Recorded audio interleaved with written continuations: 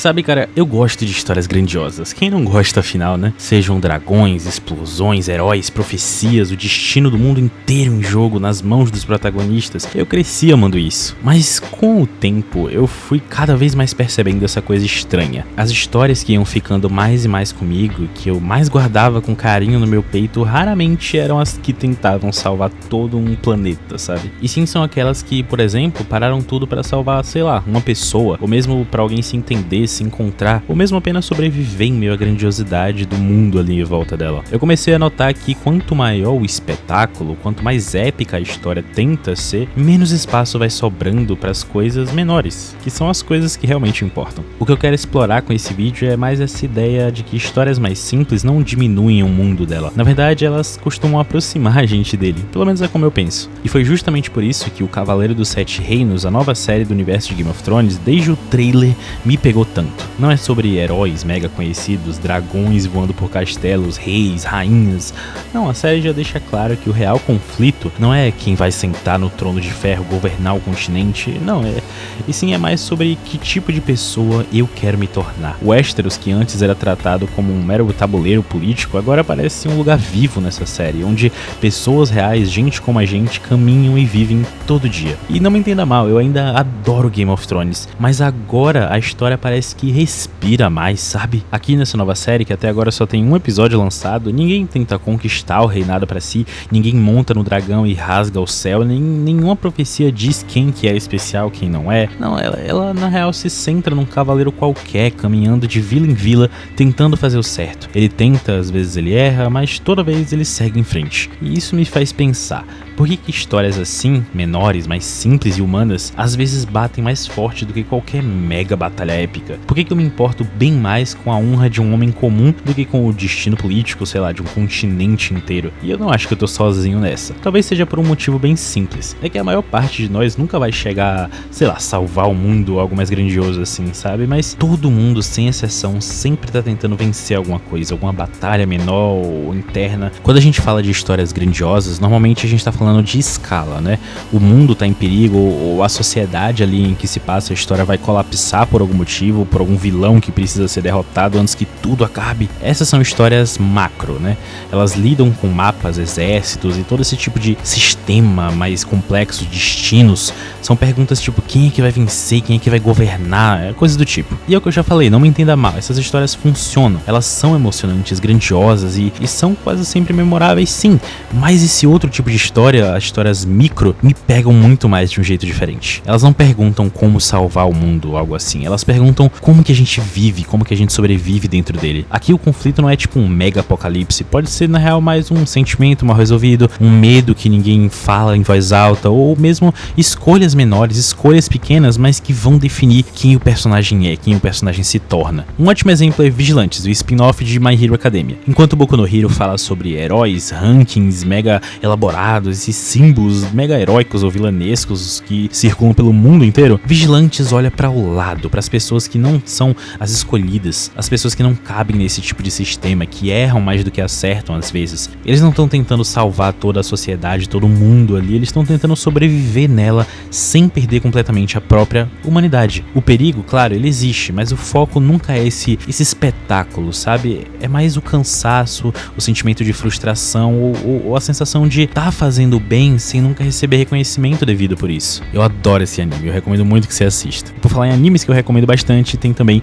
Mob Psycho 100, basicamente meu anime favorito. É uma história que poderia facilmente se tratar sobre o garoto mais poderoso do mundo e querendo reinar tudo, mas ela escolhe na real ser sobre um garotinho que só quer ser normal. O Mob, o protagonista, ele não quer dominar nada, nem provar que ele é melhor que os outros. Ele quer na real entender os próprios sentimentos, ele quer aprender a falar, se comunicar com as pessoas, a ser vulnerável, ele quer aprender como crescer. As batalhas mais importantes de Mob Psycho não são contra os espíritos malignos, os vilões da história, são contra sentimentos, raiva, inveja, medo ou o próprio sentimento de vazio dentro da gente. E nenhuma dessas batalhas termina necessariamente com o mundo sendo salvo, elas terminam com alguém, no caso o Mob, se entendendo um pouco melhor. E cara, isso é lindo, não tem como negar. É isso que separa basicamente o macro do micro.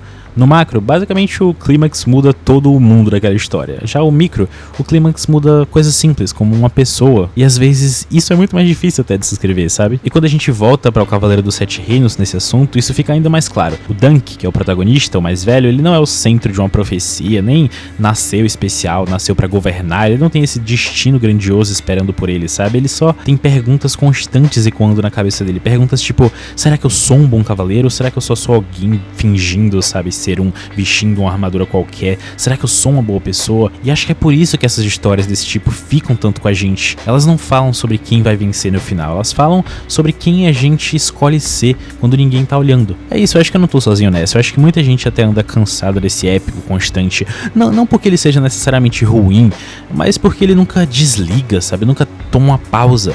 Sempre existe algo maior chegando, uma ameaça, pior, um evento que vai mudar tudo mais e mais ainda. É um efeito meio Vingadores ou Dragon Ball, sei lá. O problema é que quando tudo é urgente, nada mais parece importar, sabe? Sei lá, é tipo essas séries ou filmes que o mundo já tá acabando há 3 temporadas, o vilão é sempre mais forte, a aposta é sempre tudo ou nada. No meio de tudo isso, os personagens não têm tempo de sentir, de crescer, sabe? As histórias precisam de respiro, todas elas, de um jeito ou de outro, independente do tamanho da pausa. Elas precisam desses momentos pequenos onde nada explode, mas que as coisas mudam por dentro. Porque sem isso, o épico vira só esse ruído, sabe? Se tudo é épico, nada é épico. Mas é aí que também eu posso falar de algumas histórias grandiosas que funcionam tão bem nisso, porque elas entendem que o fim do mundo não é o ponto, sabe? Vamos pegar Gravity Falls, por exemplo. No finalzinho ali da segunda temporada, o apocalipse tá literalmente acontecendo. O caos completo tomou conta da cidade por causa do vilão, o Bill Cipher.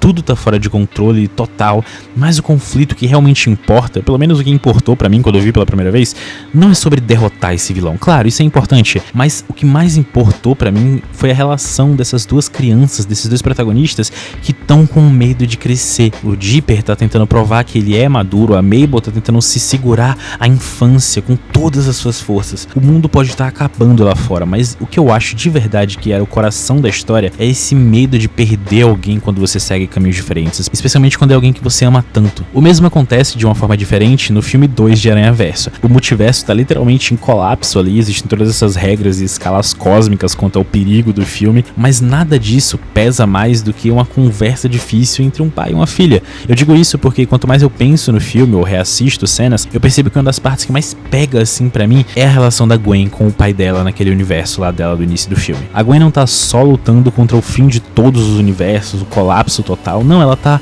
lutando pra que ela não seja rejeitada por quem ela ama, especialmente naquela cena em que o pai descobre que ela é a Mulher-Aranha que ele tá caçando há tanto tempo. Os uniformes, as coreografias de luta, a trilha sonora épica, as cores ali explodindo na tela o tempo todo, tudo isso é muito lindo, mas o que dói de verdade é o silêncio entre esses dois personagens naquele momento, sabe? É aí que essas histórias acertam. Elas usam o macro como pano de fundo, mas nunca esquecem que o micro é onde a gente se conecta de verdade. Talvez nós como público estejamos cansados não de histórias grandes, mas de histórias grandes que esquecem do que importam, das pessoas. Porque sem o micro, o épico vai virar só um número, sei lá, maior, sabe? Cada vez maior. Mais explosões, mais multiversos, mais apostas, mais crossovers, mais personagens. Só que tipo, e aí? E o que importa de verdade, sabe? Cadê? O mundo pode acabar 1000 vezes, mas se a gente não entende o que tá se quebrando, o que tá se curando dentro dos personagens, não sobra muito motivo pra continuar assistindo. No fim das contas, eu não acho que histórias pequenas sejam menores, esse é o ponto do vídeo. Elas só escolhem olhar pra outro lugar, de um jeito diferente. Enquanto o épico tradicional olha para os céus, para as batalhas que estão rolando ali, para todo o destino do universo, da galáxia, essas histórias menores olham para o chão, para o caminho ali em volta da gente, para as pessoas. E é por isso que eu acho que Cavaleiro dos Sete Reinos, desde o trailer, me fisgou tanto. E é por isso que eu acho que vai ser uma série que funciona tão bem. O Dunk, o protagonista, não muda o destino de Westeros, ele não entra para a história como o maior herói daquela era. Não, ele muda as pequenas coisas, ele protege quem não tem poder, ele erra tentando fazer o certo, ele insiste em ser honrado mesmo nesse mundo que constantemente recompensa justamente o contrário. E no fundo eu realmente acho que representar algo assim é muito mais difícil do que salvar o mundo. É como eu falei, a maioria de nós não vive num épico, não enfrenta dragões, nem